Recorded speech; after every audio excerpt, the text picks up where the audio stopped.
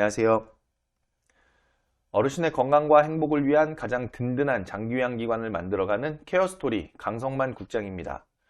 우리 기관에 사회복지사 선생님께서 채용이 되셨는데 그 사회복지사 선생님께서 처음 장기요양기관에서 근무하시는 분이세요. 그럼 업무를 전혀 모르겠죠. 또 채용되신 사회복지사 선생님께서 다른 기관에서 근무를 해보셨지만 근속기간이 짧아서 업무 파악이 제대로 되어 있지 않으신 분이실 수도 있습니다.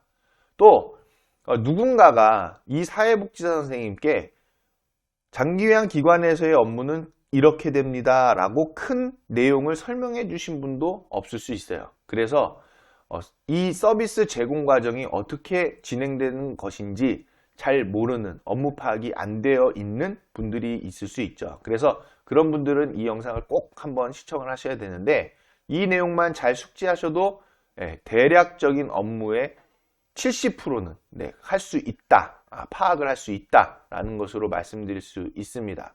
자, 우리 주간보호시설에서 일단 어르신께서 시설을 이용하시기에 앞서서 입소 상담부터 해서 퇴소하는 그 과정까지에 대한 전체적인 흐름만 여러분들께서 잘 캐치하고 계시면은 업무를 처리하시는 데 있어서 상당히 큰 도움이 될 거고 효율적으로 업무를 처리할 수 있고 체계적으로 업무를 관리할 수 있다. 지금 내가 하고 있는 업무가 어느 부분에 해당이 되겠구나 라는 것을 알 수 있다는 거죠.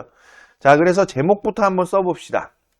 자, 제목에다가는 급여 제공 과정의 이해 샵 주간 보호 시설이라고 해둘게요. 자, 그래서 먼저는 어르신 보호자분께서 시설에 오셔가지고 센터장님과 이용 상담부터 이루어질 겁니다. 이용 상담에 대해서는 이 단계에서는 어르신 그 이용 상담 기록지가 있죠. 거기에다가 기록을 좀 남겨주시면은 도움이 될 거예요. 예를 들어 이 보호자분께서 어떤 홍보 루트를 통해서 여기에 오시게 되었는지, 뭐 현수막을 보셨는지, 인터넷을 보셨는지, 또 주변의 지인 소개를 통해서 오셨는지 그런 부분들까지도 파악이 되죠. 여기서 파악을 하면 우리가 홍보를 어디에다가 집중해서 할 것이냐라는 것까지도 판단할 수 있는 그런 귀한 자료가 되겠죠. 자, 이용 상담을 통해서 보호자분께서 이용을 결정하시게 됩니다. 즉, 그러면 저희가 언제부터 시설을 나올게요 라고 이용 결정을 하시죠. 이 과정에서 표준약관을 작성할 수 있겠죠. 자, 이 표준약관이라는 것은 계약서입니다. 계약서. 즉, 기관을 이용하기 위한 계약서를 작성하는 단계다. 이 계약서는 한 분은 보호자분들께 복사해서 드리고 한 분은 시설에서 가지고 계시면 되겠죠. 근데 요즘은 종이 파일을 안 갖고 있고 PDF로 다 스캔해서 이제 갖고 계시는 거니까 원본은 파기하고 뭐 그렇게 해도 할 수 있는 거죠. 또는 원본을 그냥 우리는 보관하겠다라고 하시면은 그냥 원본 자체로 보관하셔도 될 겁니다. 자, 그리고 나서 이용 결정이 되면은 그러면은 어르신께서 시설에 출석을 하시게 되죠. 자, 그거를 우린 이렇게 표현해 볼게요. 급여 개시다 라고 표현을 할게요. 자, 이 급여 개시라는 것은 실제로 어르신께서 그날부터 시설에 출석을 하시는 그 날짜가 되는 거죠. 그래서 나오시기 전에 이미 주간보호시설에서는 이용 결정이 돼서 표준약관부터 작성을 한다는 거죠. 자, 그런데 어르신께서 나오시기 전, 즉 급여를 실제적으로 개시하기 전에 꼭 해야 하는 업무가 있습니다. 바로 뭐냐면은 급여 개시 전에 해야 할 업무가 욕구 사정을 해야 되죠. 자, 이 욕구 사정이라는 것은 어르신의 전체적인 상황 또 어르신의 전체적인 상태를 파악하는 업무다라고 보시면 돼요. 어르신께 우리가 도움을 제공해 드려야 되고 서비스를 제공해 드려야 되고 급여를 제공해 드려야 돼요. 요 세 가지 말 다 똑같은 말이죠. 그러기 위해서는 어르신께서 지금 어떤 상태이신지 어떤 상황에 처해 계신지를 파악해야 되는데 그게 바로 욕구 사정이다. 상황을 파악하는 작업이다. 그래서 어르신 종교는 뭔지, 가족 관계는 어떠하신지, 영양 상태, 수면 상태 이런 것들 다 우리가 파악하는 단계가 바로 욕구 사정이죠. 그리고 이 욕구 사정하고 더불어서 또 해야 할 게 바로 각종 평가입니다.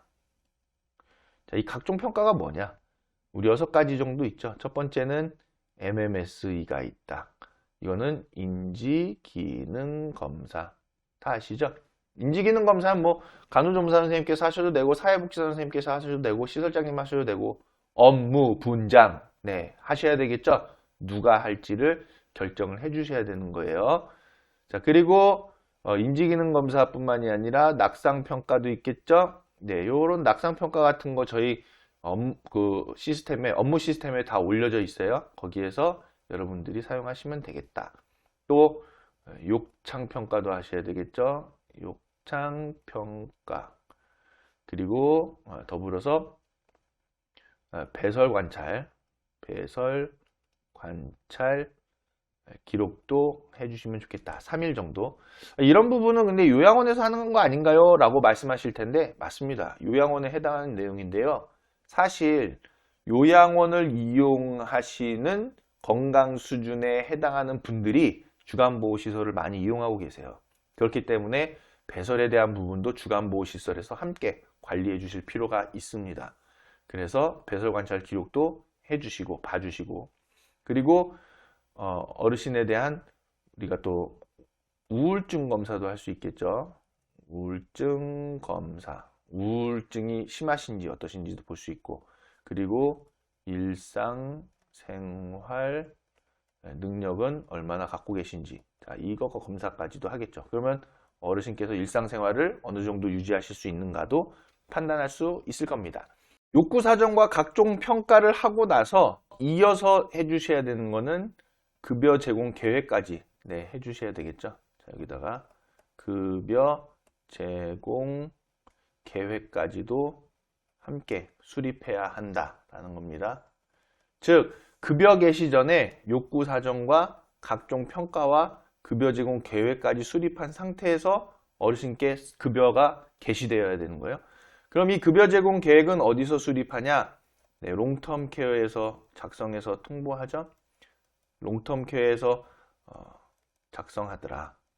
작성하는데 자, 롱텀 케어에서 작성할 때에 여기에 이제 저장을 해놨잖아요. 그럼 바로 공단에다 통보하지 마시고 바로 공단에다가 전송하지 마시고 먼저는 자, 작성을 했어요. 그러면 이거를 출력을 먼저 하셔야 됩니다. 자, 출력을 해서 자, 그 다음에 보호자 설명과 서명을 받으셔야 되겠죠. 서명 받고 그리고 나서 공단에 통보하시면 됩니다. 전송을 하셔야 돼요.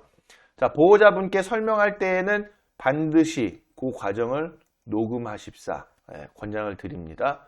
그리고 서명을 받으시는데 그 보호자분들이 멀리 사시는 분들이 대부분이라서 오시지 못하는 경우가 있죠. 그럴 때는 녹음을 하면서 본인이 맞는지 확인을 해보고 그리고 본인이 맞다면은 동의를 통해서 서명을 가름할 수도 있을 겁니다. 왜냐하면 이제 보호자가 동의를 했고 거기에 서명해달라고 할 수 있기 때문에 가능한 거죠. 녹음을 하고 있고.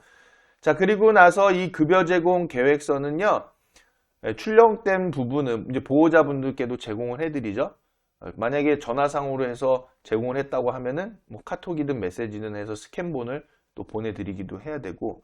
자, 출력한 거는요, 또 한 분은 우리 요양보호사 선생님들께서 상시적으로 그거를 열람해서 보실 수 있는 자리에다 비치를 해 두셔야 돼요. 비치를 해 놓고 그 급여 제공 계획서에 대한 내용을 요양보호사 선생님들께 교육을 해 주셔야 합니다. 그래서 요양보호사 선생님들께서 급여 제공 계획서가 이렇게 수립이 되어져 있구나. 그러면 이 내용에 따라서 서비스를 제공을 해야 되겠다라는 거를 안내를 해드려야 되는 거죠. 자, 안내해 드리는데 요양보호사 선생님들께서 그 내용을 보니까 이건 안 맞아요. 이렇게 어르신께 어떻게 3번만 이 서비스를 제공합니까? 6번으로 늘려야죠. 그러면 급여 제공 계획이 변경될 수 있는 그런 상황이 될 수도 있을 겁니다. 그래서 급여 제공 계획서에 따라서 요양보호사 선생님들과의 상호작용이 매우 중요하다라는 것을 말씀드릴 수 있습니다. 자, 그럼 욕구 사정, 각종 평가, 급여 제공 계획 수립 여기까지 되어 있으면은 더불어서 또 하셔야 될 게 있죠. 네, 바로 급여에 대한 통보를 하셔야 됩니다. 급여 계약 통보를 하셔야 되겠죠. 공단에다가 해야 되는데, 자, 이 부분도 어디서 해요? 롱텀 케어에서 하죠. 롱텀 케어에다가 우리가 이 어르신과 급여 계약이 이루어졌고, 그래서 급여를 개시할 거다. 그리고 급여 일정은 어떻게 된다. 뭐 이번 달에 어르신께서 며칠 이렇게 나오신다. 그런 걸 체크해 가지고 롱텀 케어에서 그 일정까지 통보를 해야 되죠. 그 일정 통보는 만약에 이번 달에 급여 계약이 이루어졌다라고 하면은 이번 달 안에 통보를 빨리 해 주셔야 되겠죠. 그리고 다음 달로 넘어가서는 안 된다. 급여 계약이 딱 이루어졌으면은 그럼 바로 일정까지 수립을 해서 그거에 대한 통보를 공단에다가 해주시면 된다는 거죠. 그에 따라서 이제 시설을 이용하시게끔 되죠. 자, 시설을 이용하신다. 즉 서비스를 제공받게 되는 그런 과정이 이루어지게 됩니다. 자, 그럼 어르신께서 이렇게 시설을 이용하게 되셨으니까 이에 대해서 시군구에도 이제 보고하셔야 되겠죠. 그래서 우리가 시설을 이용하시게 되면은 시군구에다가 입소 보고도 하게끔 됩니다. 자, 이 입소 보고는 어디다 해요? 네, 맞아요. W4C에다 하죠. 길게 얘기하면 사회복지시설 정보시스템에다가 입소 보고까지 하게 된다라는 거죠. 자, 문제는 이제 지금부터 조금 복잡해질 수 있습니다. 자, 여기서부터는 쭉 내려와서 이렇게 가서 단계가 이제 또 이렇게 되죠. 요 다음부터는 시설을 이용하고 계시니까 어떤 업무가 있어요? 맞아요. 월 1회 사례회의를 하겠죠. 사례회의는 월 1회 하는 것이 맞습니다. 네, 평가에서 나온 기준보다도 월 1회를 지켜서 사례회의를 해주세요. 사례회의에서는 문제가 있으신 어르신을 대상으로 해서 그 어르신의 문제 상황을 해결해 드리기 위한 직종별 종사자들께서 회의해 주시는 거죠. 자, 이 사례회의에서 어르신의 건강 상태가 많이 변화했고 또 서비스의 내용도 좀 많이 변할 필요가 있다. 그러면 우리가 욕구 사정부터 다시 할 거냐? 라고 했을 때는 바로 여기로 가겠죠. 그런데 욕구 사정부터 다시 안 해도 될 것 같아요. 어르신께 그냥 급여 제공 계획에 있어서 서비스만 조금 더 추가를 하는 쪽으로 해도 될 것 같다. 그러면 여기로 가겠죠. 그래서 그 단계가 결정이 될 겁니다. 이 사례회의에서. 그리고 또는 욕구 사정도 안 해도 되고 급여 제공 계획도 안 할 수도 있을 거예요. 그냥 사례회의만 가지고서 문제 상황을 다른 방법으로 풀어나갈 수 있다라고 하면은 욕구 사정이나 급여 제공 계획을 다시 수립하지 않아도 될 겁니다. 자, 그리고 나서는 우리가 또 분기별로 급여 제공 결과 평가를 하죠. 자, 급여 제공 결과 평가. 이렇게 얘기하면 되게 어려워 보이죠. 그런데 쉽게 얘기하면 뭐예요? 서비스 제공 결과 평가, 도움 제공 결과 평가예요.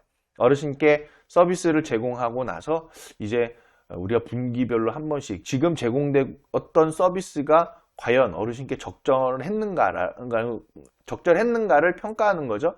그러면 지금 제공하고 있는 서비스가 어르신 건강 상태하고 안 맞아요. 어르신 건강 상태가 변화했다든지 또는 서비스가 적절하게 계획되지 않았다든지 둘 중에 하나잖아요. 그럴 때에는 욕구 사정부터 다시 할지 똑같이요. 그리고 아니면은 급여 제공 계획부터 다시 할지 그 단계를 우리가 논의할 수 있을 겁니다. 자, 그래서 욕구 사정부터 다시 해야 되겠다 하면은 욕구 사정부터 다 다시 해주시는 거고, 그렇지 않고 급여 제공 계획만 변경해도 되겠다라고 하면은 급여 제공 계획만 변경하셔도 돼요. 자, 이 분기별로 하는 급여 제공 결과 평가는 저희는 분기별로 안내해드리고 있지만 평가에서는 반기별로 규정을 하고 있습니다. 급여 제공 결과 평가는 사실 평가에서 반기별로 하고 있지만 저희 케어스토리에서는 급여 제공하고 있는 상황을 상시적으로, 수시적으로 파악해야 되기 때문에 분기별로 하는 것이 사실상 맞습니다. 그래서 급여 제공 결과 평가를 하고 욕구 사정부터 다시 할지, 급여 제공 계획부터 다시 할지 그 필요성을 이 급여 제공 결과 평가에서도 한 번 더 검토를 해보셔야 한다는 거죠. 이 욕구 사정과 각종 평가 그리고 급여 제공 계획은요, 연 1회 정기적으로 하게끔 되어져 있어요. 그렇기 때문에 어르신께서 급여 개시하기 전에 이 욕구사정 각종 평가 급여 제공 계획을 했잖아요. 그리고 나서 시설을 이용하시죠? 입소 보고도 됐죠? 해가지고 자, 이러한 과정들 거치는데 그 과정에 있어서 연 1회 정기적으로 욕구사정과 각종 평가 급여 제공 계획을 수립하기 때문에 급여 제공 결과 평가를 했더니 욕구사정을 바꿔야 될 필요가 있어요. 또는 급여 제공 계획을 다시 할 필요가 있어요. 그러면 거기서 그 내용들을 수정해서 바꿔줘야 한다라는 거고, 정기적으로는 연 1회 저희 케어스토리에서 그 해에 언제 바꾸십사라는 일정을 다 잡아놨죠. 그 일자에만 맞춰서 이 욕구사정과 평가 그리고 급여 제공 계획을 해주시면 된다라는 부분이에요. 자, 그런데 특히 제가 강조해서 말씀드리고 싶은 것은 연 1회를 꼭 지켜서 그냥 한 번만 한다. 그거 안 되겠죠. 네, 어르신께서 필요시에는 이런 부분들을 우리가 바꿔줘야만 합니다. 어르신 건강 상태가 언제 바뀔지 모르잖아요. 그렇기 때문에 필요시, 상시적으로 욕구사정부터 다시 할 필요가 있을 때에는 언제든지 이 업무를 다시 해 주셔야만 한다는 거 꼭 기억해 주셔야만 되겠고요. 자, 그리고 등급이 변경되었을 때, 자, 등급이 만약에 변경되었다고 하면은 어디서부터 다시 가요? 네, 여기서부터 다시 가야 되겠죠. 표준약관부터 다시 작성을 해서 그리고 나서 욕구사정에 대한 부분 해주셔야 되고 급여 제공 계획도 다시 수립해 주셔야만 되겠죠.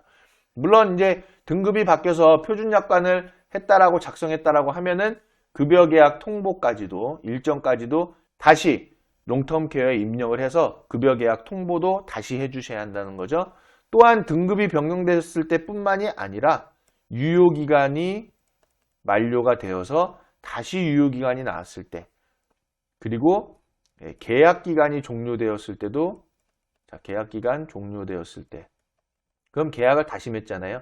자, 그럴 때는 표준약관부터 다시 작성을 하고 그리고 나서 급여 계약도 통보해 주시고 그리고 욕구사정 각종 평가 그리고 급여 제공 계획까지도 다시 수립해 주셔야 한다는 거 꼭 기억해 주시기 바랍니다. 자, 이 과정에 있어서 분기별로 또 반기별로 연간 해야 되는 업무들이 굉장히 좀 많이 있죠. 그러나 그것까지 다 여기에 일일이 담지는 않았고 제목에서 우리가 한 것처럼 급여 제공 과정의 전반적인 흐름을 이해하는 거니까요. 네, 여러분들께서 이 내용을 잘 숙지하셔서 업무를 파악하시면 좋겠고요. 혹시라도 궁금하신 부분이 있다면 언제든지 전화, 문자, 그리고 카톡, 그리고 업무 게시글에 댓글까지 달아주시면 상세하게 설명을 드리도록 하겠습니다. 급여 제공 과정을 이해한다는 것은 어르신의 건강과 행복을 위해서 우리가 해야 할 일이 무엇인가에 대한 이해를 하는 것이기 때문에 굉장히 중요하죠. 꼭 여러분들 숙지하시고 업무에 잘 반영해 주시기를 부탁을 드리겠습니다. 시청해 주셔서 감사합니다.